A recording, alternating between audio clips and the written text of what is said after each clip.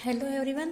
Last class में हम Maxwell Boltzmann distribution law for velocity के लिए पढ़ रहे थे। तो उसमें हमने 6 अजम्पशन माने थे। उनमें हमने माना था कि जो पार्टिकल होंगे वो बहुत सारा मॉलिक्यूल्स है वो गैस के बहुत ही ज़्यादा संख्या में है, और देखा था कि जो टक्कर कर रहे हैं उसी समय एक दूसरे को फोर्स लगा रहे मॉलिक्यूल्स। ऐसे ही हमने कुछ 5-6 अजम्पशन माने थे। आज हमारा जो डेरिवेशन हमने यहाँ तक तो कर लिया था, 2 इक्वेशन निकाली थी हमने, एक तो ये वाली और एक ये वाली। अब इसके आगे का डेरिवेशन करने के लिए हम क्या करते थे कि इक्वेशन जो बी है हमारे पास, इसको बीटा से मल्टीप्लाई करके इक्वेशन ए में ऐड कर देते हैं।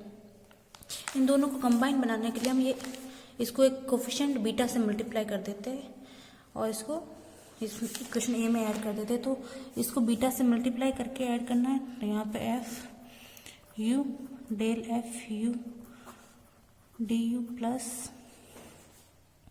यू बीटा, और यहाँ पे आ जाएगा D U 1/f(v) del F V upon del V plus हमारा बनेगा v beta D V plus 1/f(w) del F W upon del W plus W beta D W is equal to 0। यही बनेगी। Equation B को हमने beta से multiply करके इसमें add कर दिया इक्वेशन फर्स्ट में। तो हमारे पास ये इक्वेशन बनी। अब जो ये इक्वेशन बनी है इसमें ये जो हमने माना था ना यू वेलोसिटी की, जो एक्स कंपोनेंट था वेलोसिटी का, वी है वो वाई डायरेक्शन में था और डब्ल्यू है वो जेड डायरेक्शन में था। तीनों ही एक दूसरे पर डिपेंड नहीं कर रहा है। तो इस इक्वेशन को सेटिस्फाई करने के लिए या तो ये टर्म 0 के इक्वल होगी, या हमारी ये टर्म 0 के इक्वल होगी, या फिर ये टर्म 0 की होगी। तो हम एक एक टर्म को 0 के इक्वल करके इस इक्वेशन को सॉल्व करते हैं। तो पहले हम मान लेते हैं कि जो डी यू वाली जो टर्म है ये वाली, ये 0 के इक्वल है।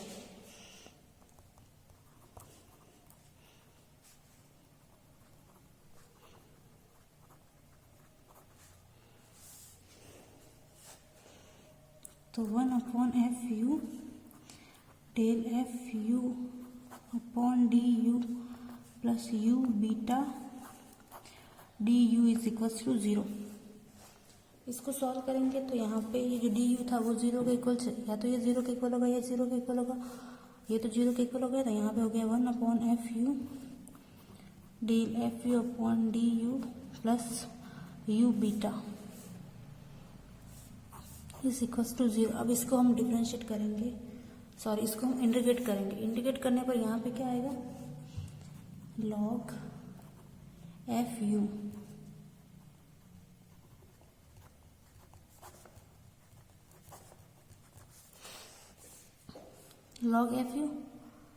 प्लस यहाँ पे आएगा बीटा u का स्क्वायर अपॉन 2 और एक कांस्टेंट ऐड कर देते हैं और ये 0। यही बनेगा ना। अगर इसको log एफ यू का अगर डिफरेंशिएट करेंगे तो क्या बनेगा, 1/f(u) log F you. Sorry देखो यहाँ पे इसको डिफरेंशिएट करो अगर, तो यहाँ पे क्या होगा, log x का क्या होता है 1/x और आपस यहाँ पे del F U upon del T, ये वाली टर्म बनती है। तो अब इसको देखो log एफ यू, और ये जो हमने कांस्टेंट माना है मान लेते हैं उसको माइनस log a के इक्वल मान लेते हैं। ये जो कांस्टेंट था हमारा इसको हमने माइनस log a के इक्वल माना, और इधर हमारा बीटा यू स्क्वायर अपॉन 2। यहाँ पर log m माइनस n का फॉर्मूला लगाएंगे तो यहाँ पे हो जाएगा log F U upon A is equal to minus का बीटा यू स्क्वायर अपॉन 2। अगर यहाँ से हम एफ यू की वैल्यू फाइंड करेंगे तो क्या हो जाएगा, ए की power minus beta U square upon 2, यही बनेगी। और एज इट इज जब हम इस v वाले टर्म को 0 के इक्वल करके सॉल्व करेंगे तो हमारे पास जो इक्वेशन बनेगी F V is equal to B E की पावर, सॉरी ए कांस्टेंट हम सब में इक्वली मान रहे हैं ए, और यहाँ पे हो जाएगा ई की power minus beta V square upon 2। As it is Z वाले टर्म के लिए हो जाएगा हमारे पास F W is equals to A e की power minus beta W square upon 2, हमारे पास एफ यू, एफ वी और एफ डब्ल्यू की वैल्यू आ गई। अब अगर इन तीनों का मल्टीप्लिकेशन देखें, एफ यू जो तीनों इक्वेशन आई है उसको अगर मल्टीप्लाई करें तो हमारे पास क्या इक्वेशन बनेगी, F U F V F W is equal to A cube ई की power minus beta U square plus V square plus W square upon 2, यही बनेगी। ये जो माइनस बीटा है उसको कॉमन ले लेंगे तो U square plus V square plus W square. अब ये जो U square plus V square W square ये किसके इक्वल है, सी स्क्वायर के इक्वल है। तो यहाँ पर हम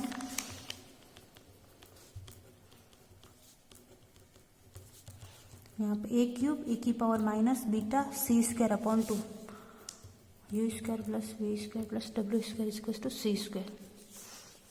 अब ये जो माइनस यहाँ पर जो बीटा अपॉन 2 है, इस बीटा अपॉन 2 को हम एक अलग कांस्टेंट बी के इक्वल मान लेते हैं।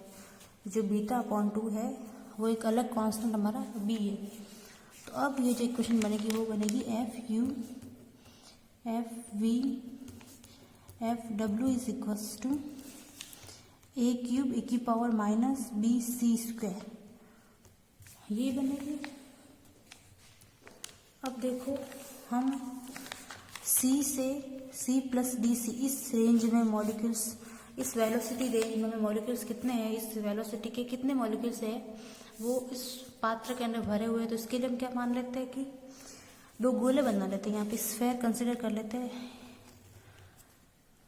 यहाँ पे दो स्फेयर है, एक स्फेयर जो अंदर वाला उसकी रेडियस है सी और दूसरा है उसके है सी प्लस डी सी। अगर इसका हम वॉल्यूम निकालें तो स्फेयर का वॉल्यूम क्या हो जाएगा हमारे पास 4/3 पाई सी क्यूब। इस अंदर वाले गोले का तो ये आया 4/3 पाई सी क्यूब। और अगर बाहर वाले का निकालेंगे तो क्या बनेगा, यहाँ पे 4 पाई और सी क्यूब की जगह आएगा सी प्लस डी सी का क्यूब। अब इसका अगर हम इस यहाँ पर जो ये डी सी जो रेंज है, अगर इसका वॉल्यूम निकालना है तो इस पूरे वॉल्यूम में से इस छोटे वाले वॉल्यूम को माइनस कर देंगे तो हमारे पास क्या इक्वेशन बनेगी, देखो वॉल्यूम बनेगा यहाँ पे 4/3 पाई सी प्लस डी सी का क्यूब माइनस 4/3 पाई सी का क्यूब। इसको सॉल्व करेंगे तो हमारे पास इक्वेशन बनेगी 4/3 pi C cube plus 4/3 pi D C cube plus 4/3 C square D C plus 4/3 3c D C का square minus 4/3 pi C square cube. ये वाले टर्म और ये वाले टर्म तो कैंसिल हो जाएगा। और यहाँ पर जो डी सी का जो हायर टर्म है, जो यहाँ पर डी सी क्यूब है, इसको हम नेगलेक्ट कर देंगे और डी सी स्क्वायर इसको हम नेगलेक्ट कर देंगे तो हमारे पास इक्वेशन बचेगी जो डी सी जो वॉल्यूम है इसका निकल रहा है यहाँ पे 4/3 3c स्क्वायर डी सी। 3 से 3 कैंसिल हो जाएगा तो हमारे पास यहाँ पे पाई भी है 4 पाई सी स्क्वायर डी सी। इस डी सी जो रेंज था उसका जो वॉल्यूम हमारे पास आया वो क्या है 4 pi C cube D C. अब इसके अंदर जो मॉलिक्यूल्स है उसको हम मान लेते हैं कि इसकी जो वो किसके इक्वल है, डी एन सी के। इस सी से सी प्लस डी सी जो हमारी रेंज आई उसमें हमने वॉल्यूम निकाला, जो डी सी रेंज का जो वॉल्यूम निकाला था वो हमारे पास 4 pi C cube D C आया। अब उस वॉल्यूम के अंदर जो मॉलिक्यूल्स है वो मान लेते हैं कि डी एन सी है। ठीक है, ये जो वॉल्यूम है वो डी एन सी जो किसके इक्वल हो जाएंगे, P 4 pi C square D सी इसके इक्वल ही हो गए। ये पी क्या है, हमारी प्रोबेबिलिटी है, प्रोबेबिलिटी का फॉर्मूला डेंसिटी है यहाँ पे पी, वेलोसिटी डेंसिटी। जो डेंसिटी होती है वो किसके इक्वल होती है, मास अपॉन एक तरीके से वॉल्यूम के इक्वल होती है। फिर यहाँ पर ये वॉल्यूम हो गया यहाँ पर, और डी एन सी इसमें मॉलिक्यूल्स कितने परसेंट है वो वाले हो गए। तो यहाँ पे जो पी है वो वेलोसिटी डेंसिटी है किस रेंज में, सी से C plus D C range में। तो यहाँ से अब जो पी की जो वैल्यू थी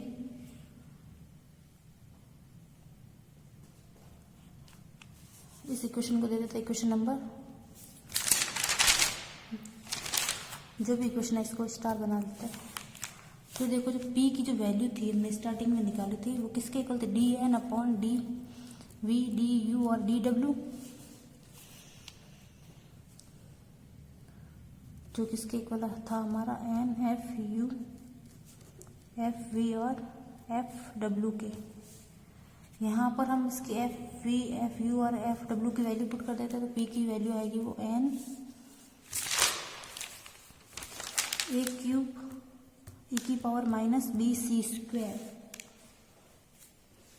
यही होगी पी की वैल्यू। यहाँ पर कल हमने यह फॉर्मूला देखा था पी का, पी हमारी वेलोसिटी डेंसिटी थी और यहाँ पर भी जो पी है वो वेलोसिटी डेंसिटी है। तो यहाँ पर ये जो पी की वैल्यू है इस इक्वेशन में हम पुट कर देंगे तो डी एन सी इस इक्वस टू हो जाएगा एन ए क्यूब ई की power minus B C square 4 pi C square D C. इसको हम अगर सही से लिखें तो 4 पाई एन ए क्यूब ई की power minus B C square D C. ये हमारे उस सी से C plus D C range में मॉलिक्यूल्स कितने हैं वो वाले आ गए। अब इसको मैं कैलकुलेट करना है तो इसको इंटीग्रेट कर देते हैं। अब इसको हम इंटीग्रेट करेंगे, यूनिट वॉल्यूम के अंदर हमारे मॉलिक्यूल्स कितने थे एन, मतलब इस डी एन अगर इसका 0 से इन्फिनिटी डी एन सी अगर इंटीग्रेट करेंगे तो यूनिट वॉल्यूम हमारे पास जो मॉलिक्यूल्स आ गए वो एन आ गए। अब इसका पूरे का इंटीग्रेशन होगा तो 4 पाई एन ए क्यूब तो कांस्टेंट है बाहर आ जाएगा, यहाँ पे 0 से इन्फिनिटी ए की power minus B C square D C. अब इस इंटीग्रेशन की जो वैल्यू होती है 0 से इन्फिनिटी ए की power minus B C square D C, इसकी वैल्यू होती है 1/4 पाई अपॉन बी क्यूब की पावर हाफ। ये इस इंटीग्रेशन की वैल्यू होती है, स्टैंडर्ड इंटीग्रेशन है, इसकी ये वैल्यू होती है। तो यहाँ से यहाँ पर ये वैल्यू पुट करेंगे तो एन इज इक्वल टू आ जाएगा हमारे पास 4 पाई एन ए क्यूब 1/4 पाई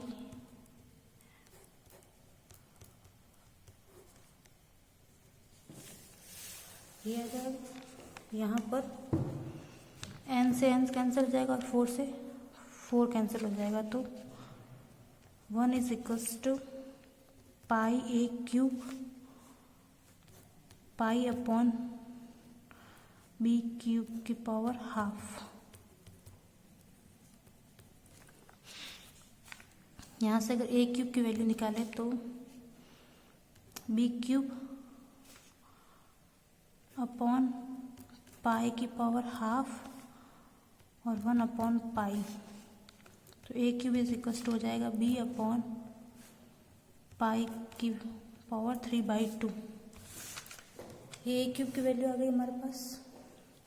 अगर हम यहाँ से ए की वैल्यू निकालें तो ए इज इक्वल टू हो जाएगा root B upon pi.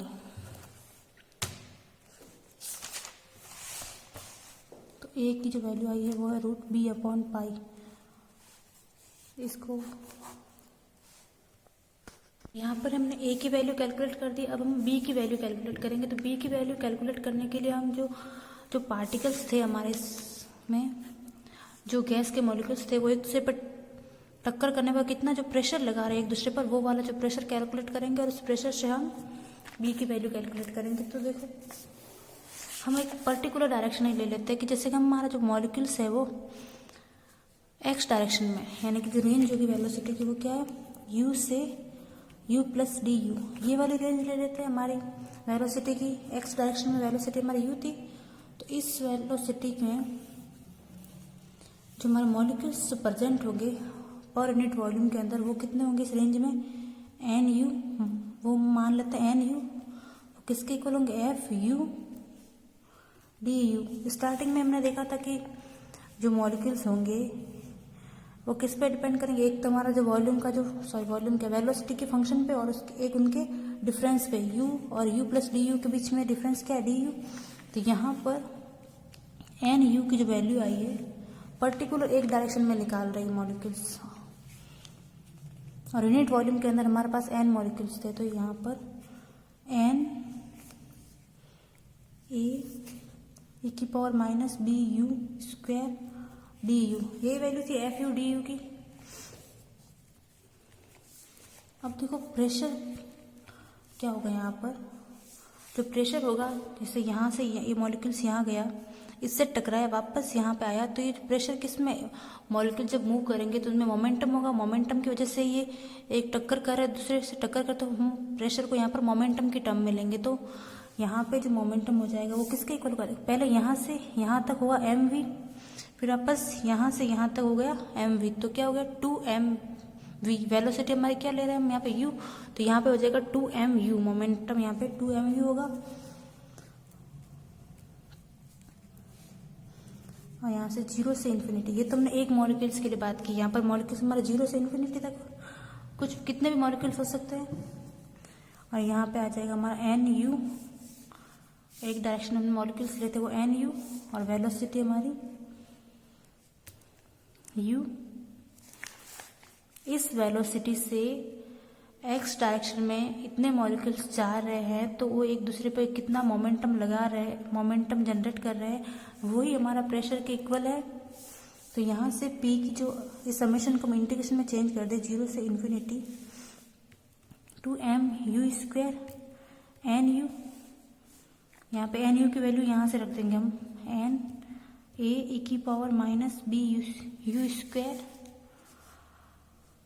du, यहाँ से हमने nu की वैल्यू इसमें रखी। अब इसको इंटीग्रेट करते हैं तो p 2m, यहाँ पे n भी बाहर आ जाएगा, और ये a, ये सारे कांस्टेंट हम थे। अब यहाँ पे 0 से इन्फिनिटी e की power minus b u square du। इसका इंटीग्रेशन अभी हमने देखा था, स्टैंडर्ड इंटीग्रेशन है, तो इसकी वैल्यू होती है 1/4 पाई अपॉन b की पावर हाफ, b क्यूब की पावर हाफ, यही थी। तो यहाँ पर प्रेशर की वैल्यू आ गई 2m na 1/4 pi upon b का क्यूब की पावर हाफ।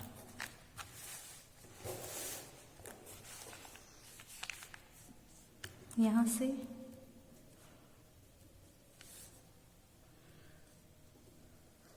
हम a की वैल्यू यहाँ पर रख देते हैं। a की वैल्यू क्या है, रूट b अपॉन पाई की पावर हाफ। a की वैल्यू यही थी हमारे पास, b अपॉन पाई की power half, 1/4 pi upon b cube की पावर हाफ। तो जो p आ जाएगा वो हमारे पास क्या आएगा, m n अपॉन 2b, ये आएगी हमारे पास प्रेशर की वैल्यू,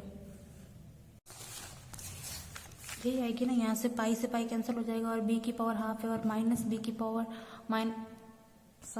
b की पावर हाफ माइनस b की पावर -3/2, ऐसे हाफ और वापस -3/2। इसको सॉल्व करोगे तो माइनस हाफ आएगा b की पावर, अपॉन में जाएगा तो सर माइनस हाफ क्या -1 आएगा, -2/2।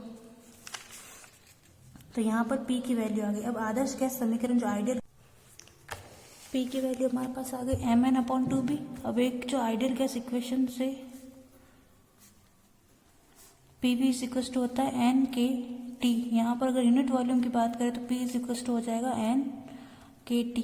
इस इक्वेशन को और इस इक्वेशन को दोनों p के इक्वल, तो इनको कंपेयर इक्वल करने पर mn equal to 2p n/kT। n से n कैंसिल हो जाएगा, यहाँ पर b की जो वैल्यू आएगी वो आएगी m/2kT। और जो हमने b किसके इक्वल माना था स्टार्टिंग में, b इक्वल टू β/2। बीटा की वैल्यू क्या होती है, 1/2kT हो जाएगा। यानी कि यहाँ पर जो बीटा की वैल्यू है, b की जो वैल्यू आएगी वो हो जाएगी m/2kT। ये वाली जो वैल्यू, a की वैल्यू क्या थी, रूट b/पाई। यहाँ पर हम अगर b की वैल्यू पुट करेंगे तो m/2kT पाई की पावर हो जाएगी हाफ। ये आ गई a की वैल्यू और ये हुई b की वैल्यू। अब इसको हम उस फॉर्मूले में DNC हमारे पास क्या था, na3। यहाँ पर हम a और b की वैल्यू पुट कर देंगे, तो यहाँ पर DNC आ जाएगा हमारे पास 4 पाई n m अपॉन 2kt पाई की पावर 3/2 e की power minus c square upon c square m upon 2kt dot c square dc। इसको हम सही से लिखे तो dnc हो जाएगा 4πn m अपॉन 2kt पाई की पावर 3/2 e की power minus mc square upon 2kt c square dc। ये जो यही होता है Maxwell distribution law for velocity. यानी कि जो हमने रेंज मानी थी 100 से जैसे 150 मीटर पर सेकेंड, इस रेंज के जो इस वेलोसिटी के यहाँ पर इतने मॉलिक्यूल्स है, यानी कि रेंज क्या थे मैं सी से सी प्लस डी सी, इस रेंज में हमारे इतने मॉलिक्यूल्स प्रेजेंट होंगे। यही होता है Maxwell distribution law for velocity.